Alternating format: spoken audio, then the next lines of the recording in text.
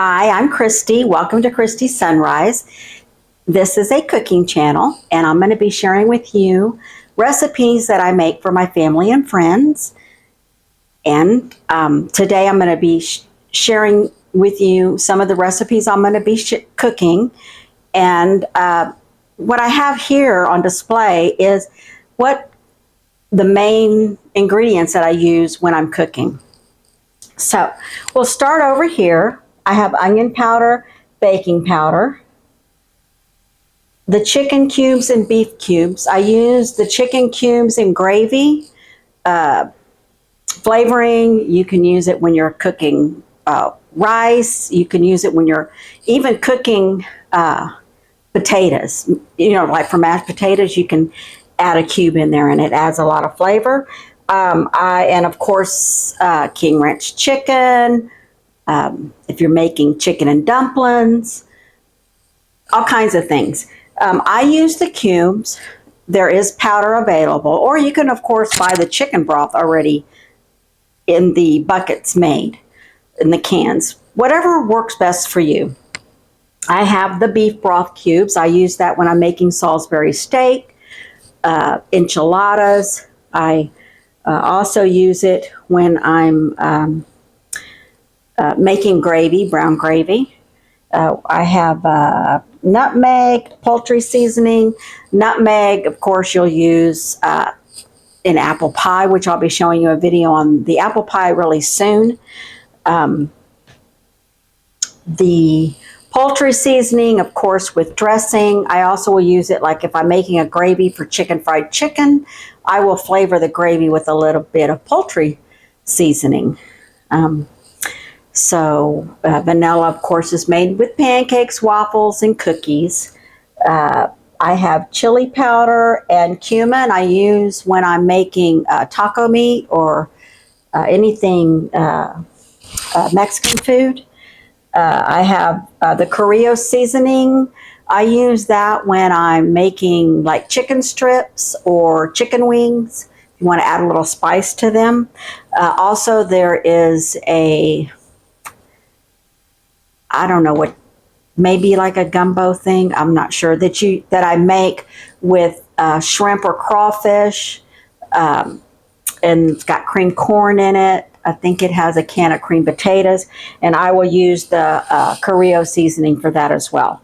I have paprika. I like to season my chicken with the paprika. I also use the paprika, onion powder, garlic powder, salt and pepper and brown sugar when I'm making a rub for a brisket, or I will even season, we'll bake a whole chicken, cut it in half, bake a whole chicken on the barbecue pit, and I will use that as a rub, and I will share that rub with you. Garlic powder, cinnamon, vanilla for cookies. I use cornstarch as a thickening agent for gravy, and it's a thickening agent is what I use it for. And I have breadcrumbs. Breadcrumbs I use like for Salisbury steak, meatloaf. So those are kind of the seasonings that I use. I also will share, I'm not sure if you'll be able to see, but I do have a lot of other spices that I use as well. I'm not afraid to show you what's in my closet. Okay, I have vegetable oil, flour. I like white wing flour. Of course, you use whatever flour you prefer. Sugar, brown sugar, Pam, and olive oil. These are what, if you were like starting off your kitchen for the first time and you were going to want to cook often, these are some of the ingredients that I would suggest that you would keep in stock. Okay, of course you need pot holders. These are some of my utensils that I use. Of course, I have multiples of them. This basting brush I use, or Patriot brush I use, like basting if we're barbecuing chicken and we're basting it with barbecue sauce, or I'll use it when I'm making the pizza rolls and I'm sealing them. The egg roll wraps, I have different size spatulas. Make sure you have a metal one if you're going to be using it on the barbecue pit. I have many of these spatulas. You'll need those. I do recommend at least one wooden spoon. I think I have 3. I have a smaller one and a much larger one. These we use, I think I got those for $1 at our local grocery store when my other ones broke that I had for years. We'll use those like to flip the steaks on the grill or flip the chicken fried steak. I can't wait to show you these recipes. I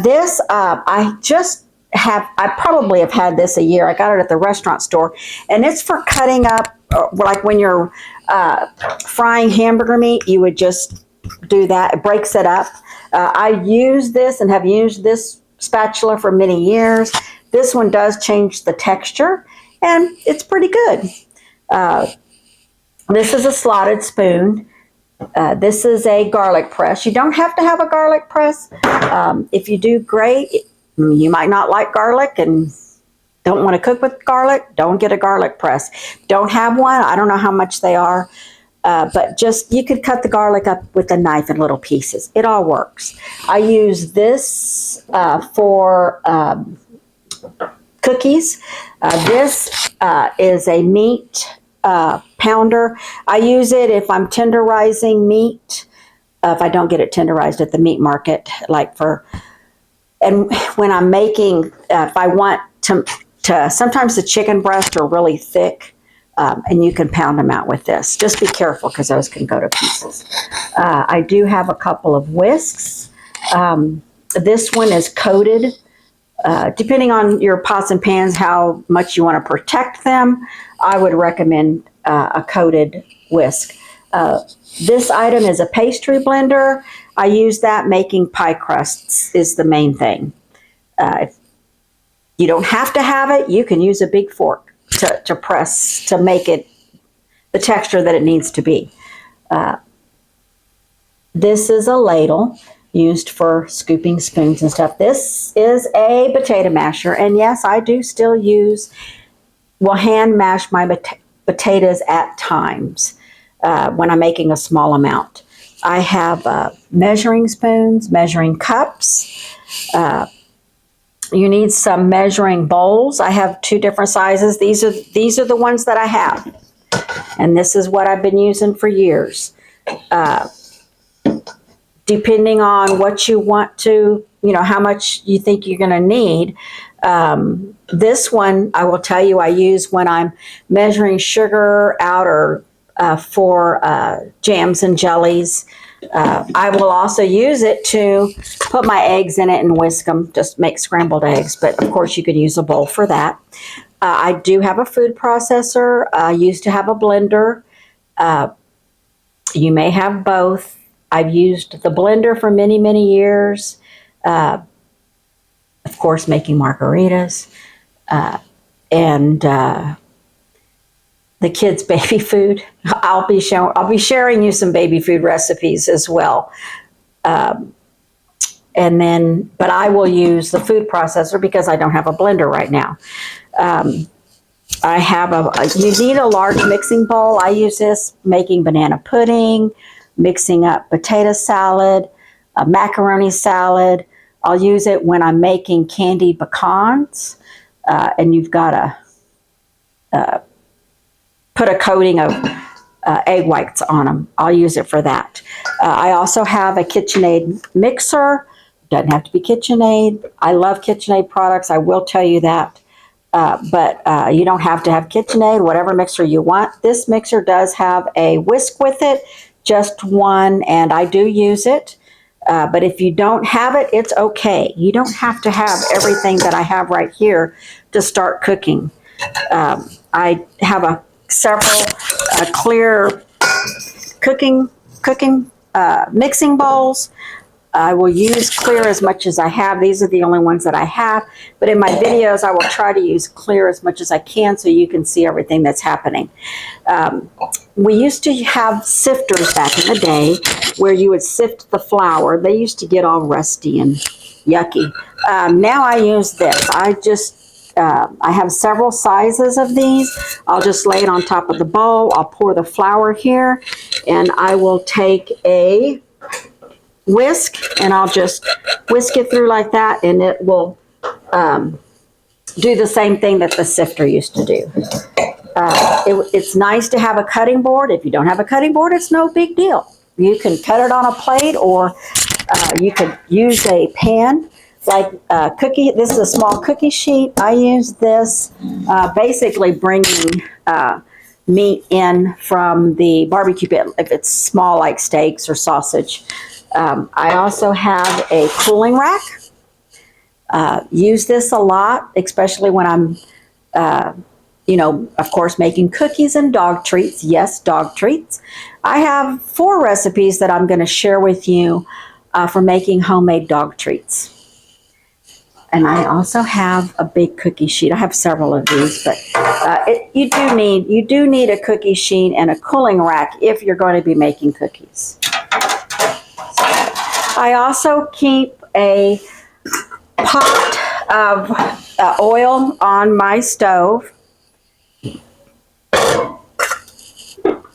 I'll use it and I'll reuse it for if I'm making chalupas, frying the chips, frying taco chips.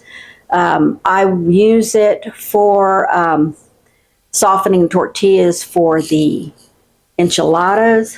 Now, I also use it for frying pizza rolls. If I fry chicken in it, or pizza rolls, or fish, I only use that oil, and it's fresh oil, one time and discard it. Show you how I discard oil too, because you don't want it going down your sink. I'll just tell you right now in case I forget. I use you can use a bottle like this when you're done, or I use the laundry detergent bottles, and I'll write grease across of it.